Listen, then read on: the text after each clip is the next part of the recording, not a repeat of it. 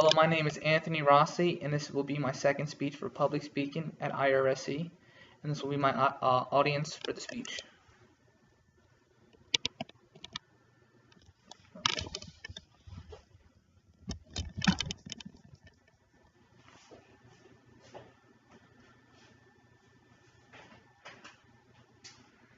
Today, I will talk about how cigarettes and their alternatives affect people, and to inform the general public and audience how dangerous cigarettes are, and this is called deadly fumes.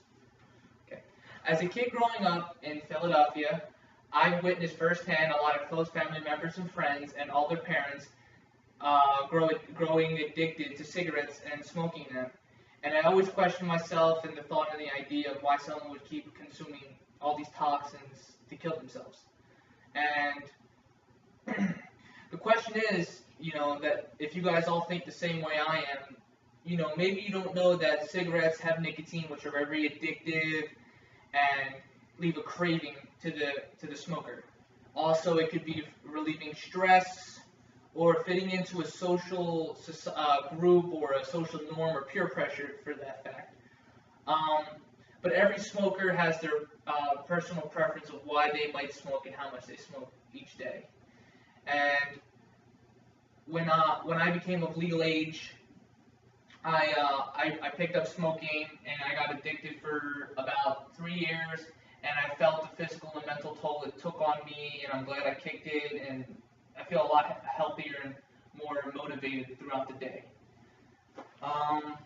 Okay, so today I'm going to reveal the dangers of smoking and what could possibly happen if you continue to do so, or start to do so for that matter, with the dangers that pose to pregnant women and their fetuses and unborn children, secondhand smoking, and the 21st century technology of e-cigs and vaporizers. First, let's take a closer look with expected mothers and dangers with current smokers.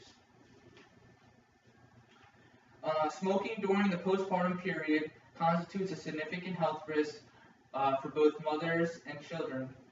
This is from the qualitative health research from authors Adrian, Golade, Nitcher, and Telsler. The health risks that are imposed to infants and children are not only medical, but also cognitive and behavioral. It is well documented that infants and children exposed to tobacco postnatally are at increased risk for otitis media, wheezing and asthma, lower respiratory tract infection, impaired lung function, and sudden infant death syndrome. This is from Toxicology and Industrial Health, authors Asald and Abraham. Passive smoking during pregnancy has a role in the induction of fetal growth retardation, also causing disturbances in postnatal growth and development. Okay. With all the chemicals and additives in cigarettes, it is hard to quit and stop cold turkey. From the qualitative health research from Adrian, Golade, Morodo, Nitcher, and Telsler, approximately 1/2 of women who quit smoking during pregnancy resume smoking within 6 months postpartum and 1 year post-delivery. That's a rate of up to 80%, which is scary.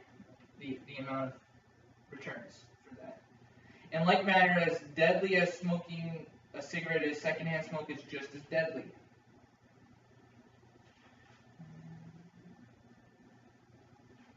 Secondhand smoke exposure is responsible for over 500,000 deaths globally each year, from the Journal of School of Nursing and authors Aquila and Apollo. Health risk limited to environmental tobacco smoke exposure are being documented more frequently in non-smoking populations. Secondhand smoke contains over 7,000 chemicals, including toxins and carcinogens, that cause a wide range of diseases among non-smokers, and no safe level of exposure to secondhand smoke exists. So,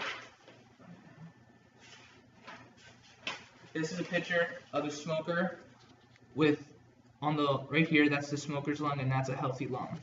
You see the tar buildup? Wow. Yeah, that's probably like 20 years, maybe less. And then here I have a stat from the Nicholas School of Environment at Duke University.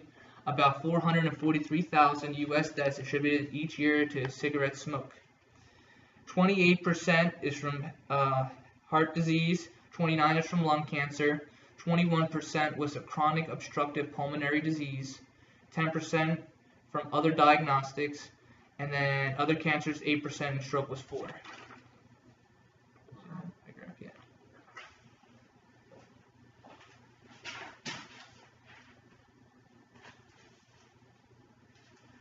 Now jumping away from the traditional cigarette into a 21st century new technology form of e-cig, which is electronic cigarette. Electronic cigarettes, a new way to cope with smoking cessation, or a new craze of unknown safety and health issues. Okay, this will be from Odell, Odom, and Spears from the Journal of Pharmacy. Electronic cigarettes have gained popularity among people as a smoking cessation aid despite not being approved or supported for this purpose by the United States Food and Drug Administration due to concerns with poor manufacturing practices and the presence of known carcinogens in the limited products they are tested.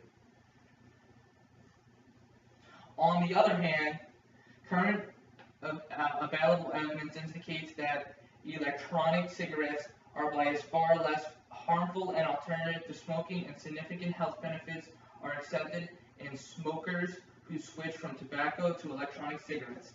That is from Farfelsno and Peloso of the Therapeutic Advances in Drug Safety article. And how they work. See, a lot of the e-cigs and vaporizers all work differently, but the main thing is they are battery-powered devices, often similar in appearance to cigarettes that vaporize a solution containing nicotine and peroxynic glycol, which is a form of antifreeze, and with a refillable cartridge. They come in many different flavors, rechargeable, and the feel itself, a lot of smokers relate to the feel of smoking or the touch of it. So that's what helps, and that was a journal. That was an article from the Journal of Pharmacy. Okay, so now we have a better understanding and view of how powerful and dangerous smoking and the smoke really does. Do you guys want to really lose your loved ones and die and see women lose their babies, children, other people close to you kill them secondhand smoke, and the unknown factors from e-cigarettes? So before anything, I would not even say pick up smoking, bad habit. No amount of time you can get back loved ones. You can't get back time, you can't get back loved ones. And I said, stop wasting your time on cigarettes and the products that big tobacco companies put out. Do I have any questions?